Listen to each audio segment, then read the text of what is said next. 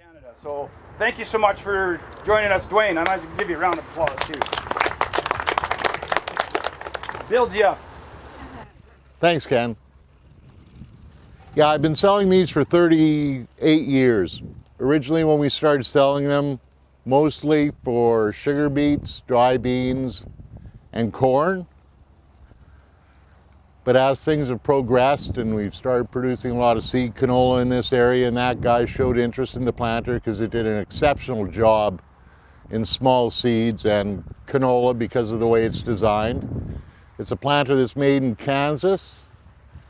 The metering unit originated in France. It's called monostem, which in French means single seed. So it's a precision planter that's designed to plant one seed at a time. So you can set it to plant different row spacings. You can set it to plant different spacing between each seed. There's a variety of attachments and options you can get on it for different seeds and different residue type problems you might have. The one that Farming Smarter got has fertilizer hoppers on it. It's a 4-row machine that can be moved around from 12-inch out to 20-inch spacing. The planter uses a turbofan, we call it, to produce vacuum with a hydraulic drive on it. With the vacuum on the back of the seed metering unit, these look like corn plates in here. It produces vacuum. The seed is in the hopper, comes down into the seed cover, which is what this looks like. It has a layer of seed sitting in the bottom, and as the seed plate turns, and it's turning because of the ground drive here and the transmission to set your different spacing, it picks up the seeds, and it may pick up 2 or 3 seeds at one time. There's a singulator on the top of the metering unit that you can adjust to knock off every extra seed, so it leaves one seed coming around at a time. As the seed comes down, it's coming this direction. It hits this little trigger here and it knocks it off, and it goes down the seed tube into the furrow. It's very simple, it's very easy to adjust and very durable. It uses a stainless steel seed plate, a brass agitator to keep the seeds stirred up. So it'll seed anything from faba beans down to canola. We've been selling them to colonies to use in their gardens, so they're seeding lettuce and carrots and you name it. Peas, beans, sweet corn. It typically has a double disc opener on it that creates a true V furrow, and it drops the seed right in the bottom of that furrow. There's also a cast seed firmer right in between the 2 seed discs that makes the trench perfect. As the seed drops down, it's pressed down in the front of the furrow by this wheel. It's called a Pro wheel, and it has spring pressure on it. Then it's got V-press wheels on it on the back that you can adjust the width of. It closes the seed furrow and squeezes the seed into the soil, so you get good seed-soil contact. For no-till situations, we have residue managers available on the planter to move any corn residue or wheat or whatever to create a black strip to plant into. So you aren't trying to cut through the residue, you're trying to part the residue, which is more the way that's going right now. Everything is ground driven on this planter except for the turbofan, which is hydraulically driven. You can also get the planters in a hydraulic drive configuration, and the planters can be driven hydraulically, so you can set your spacing on the go if you like, that way. It's a more complex system that you need all the proper software all working exactly right for it to work. There's different configurations of down pressure you can put on the planters for harder situations. You might want to get up to 300 pounds down pressure. So make sure you get good seed soil contact and good depth control. They make them in any amount of rows pretty well up to about 60 feet. in big pull type models. Some of those models, rather than having individual seed hoppers, will have one central seed system where you just use bulk seed and fill it in there, and it's delivered by air pressure to each planter unit. Is there anything else you can think of, Ken, on that? Just the granular fertility and the liquid kits. Yes, you can get liquid and granular fertilizer on them, and the different pumping systems, whether you want a squeeze pump or piston pump for the liquid fertilizer, is available as well. That fertilizer goes into the trench behind the seed? Liquid fertilizer typically will go with the starter phosphorus, will go with the seed. There's a couple different ways to apply that. There's seed firmers you can get that mount on the back of the unit that'll apply it. You can also get a fertilizer tube on the cast opener in between the seed discs. For the granular, typically on the side with a disc opener, or you can also get a knife opener. Knife openers are typically used on smaller planters, vegetable planters, disc openers, and there's giant disc openers you can also get mid-banders on the big pull type machines for more commercial canola or something like that. Is there any questions about this machine? What's the narrowest you can actually make this work? This configuration, about 8.5 inches is the closest you can get the planter units. And how is that for trash movement and everything else? It sucks. It sucks. In typical farming situations, like even 12 inches can be a challenge. 15 inches isn't bad, works quite well. But as soon as you get a little narrower than 15, we have the planters offset, but still, if you're in real high residue situations or you've got a farm that might have rocks this size, there can be problems with it jamming between the planters. They don't have a planter that has 2 rows of planters like a typical air seeder might have where they're delivering it. So it's it's something they're working on, they're doing research on. You know, they do have a test planter. They built a 60-foot planter on 12-inch spacing, and it's worked okay. You know, everything's not perfect. It's done a good job. I was up with a planter in Fort Saskatchewan earlier this year that a fella had custom built for him in the States. It's a pull-type planter on 12-inch spacing. He had another company's bar used, so he had it put together down there and shipped up to Fort Saskatchewan. And they're ecstatic about the results. It was a 20-foot planter is all he did. Big farmer, he did about 3,000 acres. He was planting at 6.5 miles an hour. Talking to the salesman up there, and a lot of the areas they achieved 90% germination rate. So they're just, and this guy is just a test for him. He says, if I like it, I'll buy a 60-foot machine, you know. But I thought it was a big expense for him to do just to try it. They had germination rates up to 90% in different fields. When I was up there, it was, well, this spring it was cool. We were going, it was on the dry side, but shortly after, a few days after, they started getting rains up there, and they've had a lot of rain, so, but they never expected it to be that good. Most of it was around 80%. So I'll be talking more about that throughout some of our plots too. So ask again. So they're very happy. A lot of guys are wanting to go 12-inch spacing, you know, and Ken has found that's the optimum spacing he's tried. He hasn't tested 15-inch. I've sold planters on 15, and guys are happy with that. On dry land, on commercial canola. Guys are doing it here on irrigation. Of course, there's no problems. They're doing a great job. So they're planting canola and corn on 15. What kind of plant counts for canola or cereals on 12? Okay, on irrigation. Again, hold that question for later. Okay. Okay. So far ahead of the curve, Rusty.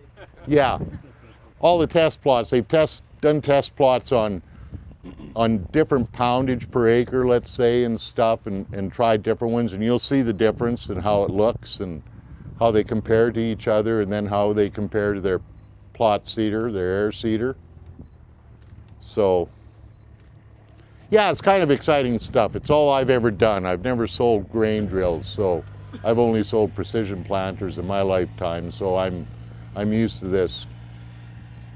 Crawling behind a planter and checking your seed spacing and trying to get it perfect. Quick comment on the twin row and then maybe the strip till, and we'll get rolling. They do have twin row planters available. It's become kind of a popular thing in the States. They used to seed all their soybeans and corn on 30-inch spacing, and Monosem came up with an idea for a planter on twin row, and that's where they have two rows that are about 8 inches apart, and then another 2 rows 8 inches apart, 30 inches over. So they're putting the same amount of rows in, but they're putting 2 of them close and then having a little wider gap. And typically guys will get a planter with a feature called sync row. So that takes the seeds and it staggers them beside each other in that row, so they each get the maximum amount of space for root development. And that's been quite a popular thing down there. But most of those areas are all non-irrigated. In irrigation areas, guys don't find it something they're that interested in around here. I've never sold a twin row planter here actually on irrigation, so. That'd be quite a bit more money based like equivalently same size, but then twin row versus single row? Not really, because essentially what it is a 15-inch planter. So compared to 30-inch rows, yeah, you've got twice as many row units, but compared to a 15-inch spacing planter, it's the same amount of row units. The only extra expense would be the offsets to set each other row back to give yourself better clearance, and the sync row option, which is about $300 option per pair of rows. So in the big scheme of the planter, it's not a huge expense. So what's the advantage of twin rows at 30 versus 15 single rows? Guys they're still able to drive through the crop, and on 15-inch they didn't have that ability. Everything is so condensed. I think there's a question back here, Dwayne. So what do you have to change if you're going to a different crop? Just the discs? Yeah, all you have to change is the seed plate. One sec.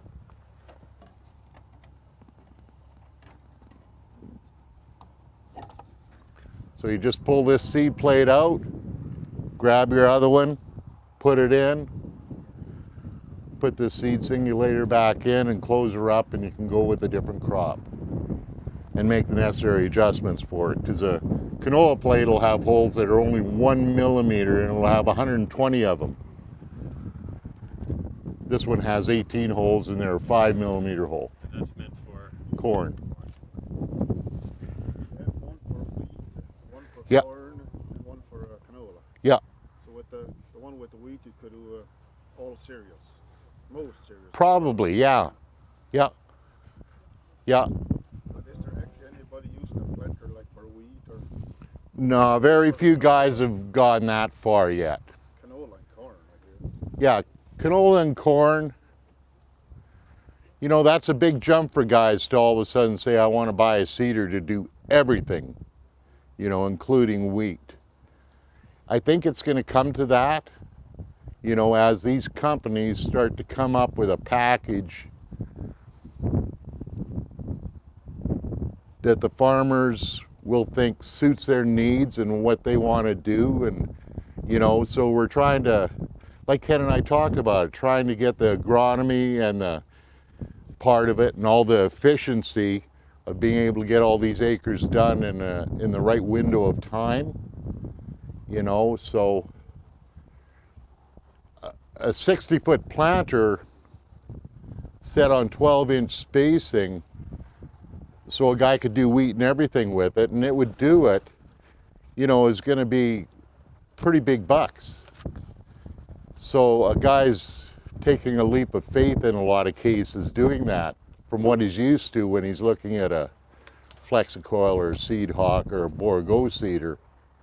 You know, all. Hoppers will be too small anyway, be constantly filling.